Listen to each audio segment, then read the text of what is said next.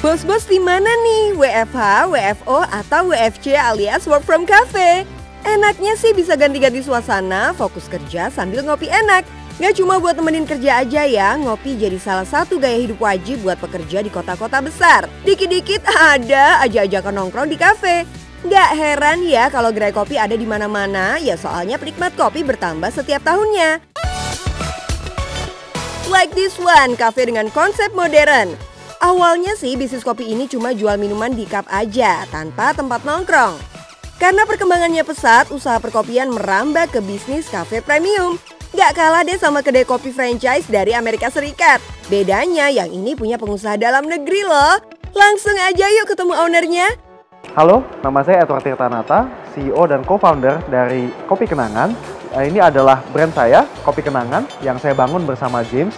Apabila Anda ingin belajar lebih banyak tentang cara membangun bisnis, tontonlah Cuan Bos. Nama Edward Tirtanata udah terkenal banget nih berkat kesuksesannya membangun brand kopi. Sebelum menjalani bisnis ini, Edward udah pernah menjalani berbagai usaha. Dari jualan baju, bisnis batu bara, sampai bisnis teh. Rada nggak nyambung sama usaha kopi ya bos. Tapi emang namanya jiwa pengusaha, Edward nggak pernah nyerah sampai akhirnya sukses di bisnis kopi.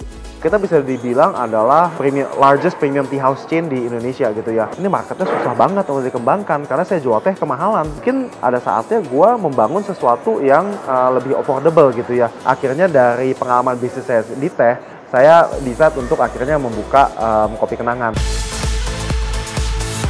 Yap, satu cup kopi di mall-mall kan biasanya dijual seharga 50.000 tuh. Nah, disinilah strategi bisnis Edward dimainkan.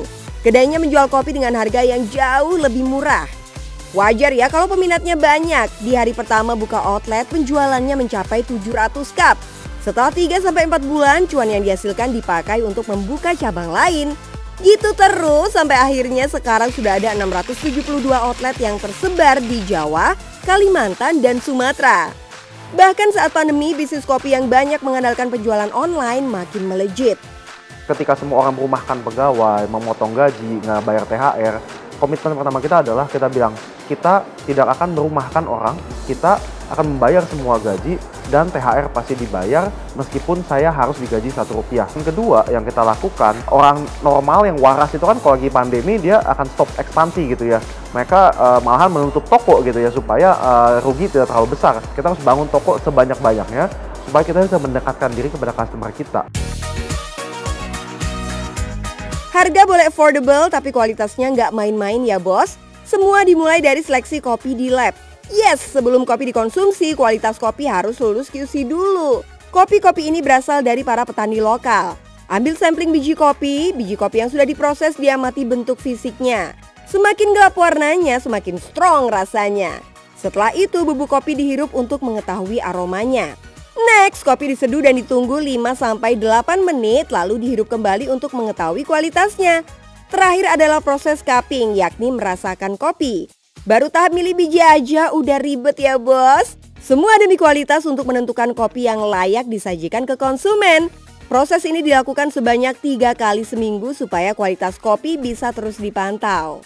Satu lagi nih yang menentukan kualitas kopi, penggunaan mesin bos. Jadi ini adalah salah satu mesin dari Kopi Kenangan yang membedakan kita dengan coffee shop lain. Kenapa sih kita perlu sampai mesin yang sangat mahal gitu ya untuk membuat secangkir kopi? Karena kita percaya mesin yang baik itu bisa mengekstrak rasa dari kopi yang terbaik dari Indonesia.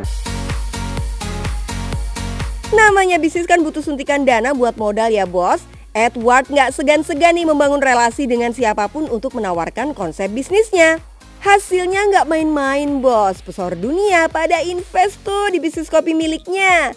Serena Williams, Jay-Z, Carrie Slavert nggak ragu untuk menyuntikkan dana ke bisnisnya. Karena mereka melihat bahwa ada growth gitu ya di dalam company kita. Company kita itu bisa banget untuk dibawa ke luar negeri gitu ya. Karena mereka melihat bahwa ada potensi tersebut, maka mereka berinvestasi. Gak heran bisnis kopi milik Edward menjadi perusahaan food and beverages unicorn pertama di Asia Tenggara. Target market kelas menengah udah didapat dari usaha kopi cup. Pengen juga dong menyasar kelas atas yang hobinya ngopi di kafe. That's why Edward membangun kafe berkonsep heritage.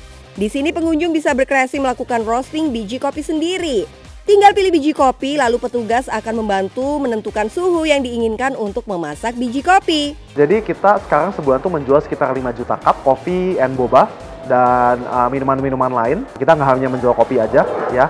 Lalu kita juga sekarang menjual sekitar 5 juta botol dari kopi botolan, kopi RTD gitu ya. Di convenience store terdekat, total kita menjual sekitar 10 juta botol per bulan sampai dengan hari ini. Do something that has never been done before gitu ya. Maka dari situlah kita sengaja gitu ya untuk membuka lebih cepat dan lebih cepat lagi dan lebih baik lagi juga. Beneran jiwa pebisnis deh ya, meski udah jelas penjualan tertinggi di online, Edward nggak takut mengembangkan bisnis ke layanan offline yang biaya operasionalnya gede banget. Menurutnya selama pelayanannya baik, konsumen pasti datang lagi, dan lagi. Untuk memberikan servis terbaik, Edward sampai memiliki tempat pelatihan barista agar bisa melayani pelanggan secara maksimal. Oke bos, thank you sudah nonton, udah lihat kan gimana caranya gue membuat sebuah bisnis. Jangan ragu, mulai aja dulu. Yang penting cuan bos.